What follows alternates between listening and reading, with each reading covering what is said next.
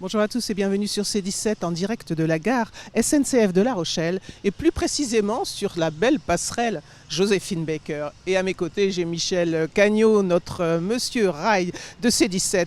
Alors Michel, après ces festivités, 5 jours de festivités très importantes et très animées, que pensez-vous, vous, de cette animation ? Eh bien, c'était très réussi, hein, c'était très beau. Du reste, il y a beaucoup de gens qui sont venus, donc, non seulement de la CDA, mais au-delà pour voir justement ce spectacle de 9 minutes. Alors, bon, maintenant, il y a cette histoire de passerelle. C'est vrai qu'au début, là, je la voyais un peu défigurer le vieux bâtiment de la gare, hein, puisqu'on est entre un siècle de différence, c'est pas la même architecture.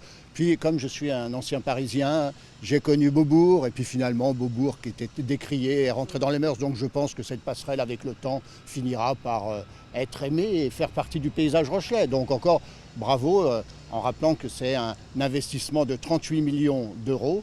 Et que, juste pour donner une idée, 38 millions d'euros, ça équivaut à peu près à la régénération, à la modernisation de 35 km de lignes à voie unique. Voilà. On va passer aux choses sérieuses. Qu'en est-il du réseau ferroviaire ? Alors là, évidemment, la question que je me suis posée, on pourrait tenter de dire tout ça pour ça, quand on voit actuellement le réseau tel qu'il est au départ de La Rochelle. Et du reste, je vais rebondir sur ce que j'appelle ça une tribune, hein, de Jean-Marc Soubest, écologiste, Katia Bourdin et Océane Marielle, hein, qui effectivement sur les réseaux sociaux s'inquiètent et se posent la même question que je me suis posée, c'est-à-dire tout ça pour ça, s'il n'y a pas une amélioration du service. Alors eux, ce qu'ils veulent, c'est effectivement une amélioration du service quotidien, et là je rebondis sur le projet train-tram entre Maran et Tonnet-Charente qu'il va falloir faire avancer.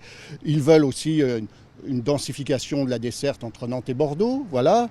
Ils sont un peu inquiets parce qu'on continue à construire des lignes nouvelles, notamment Bordeaux, Toulouse et Bordeaux-Dax. Mais là, je dis que pour faire un réseau, il faut peut-être un tout, que c'est pas c'est pas ou, c'est normalement. C'est-à-dire que pour faire un réseau, il faut de tout. Donc, je vais dire que sur le constat, je partage en grande majorité ce qu'ils ont dit.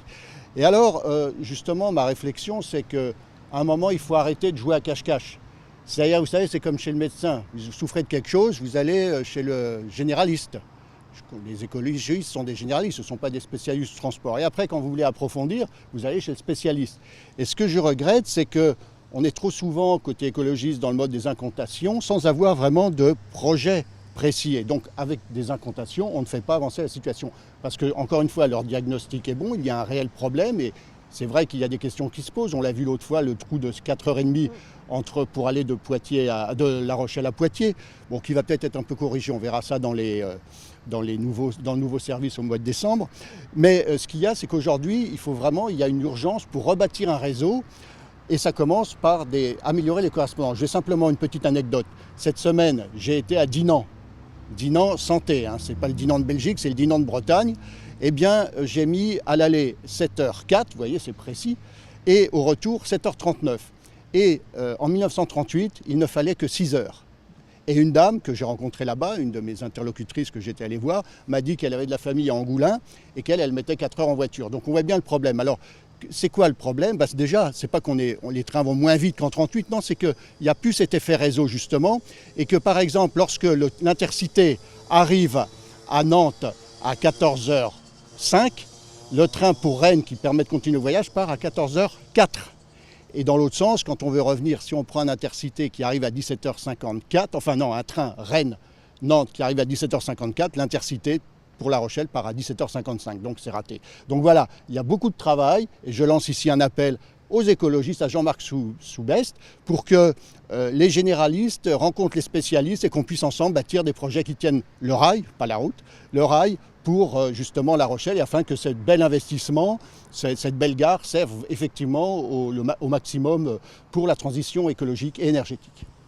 Merci Michel Cagnot, et toujours le livre Via Atlantica, voilà, ferroviaire. J'espère que Jean-Marc l'a lu. Oui, on fait un appel à Jean-Marc, je pense qu'il va nous répondre. Et puis, qu'il lise le livre et puis qu'il s'en inspire pour ses actions futures. Oui.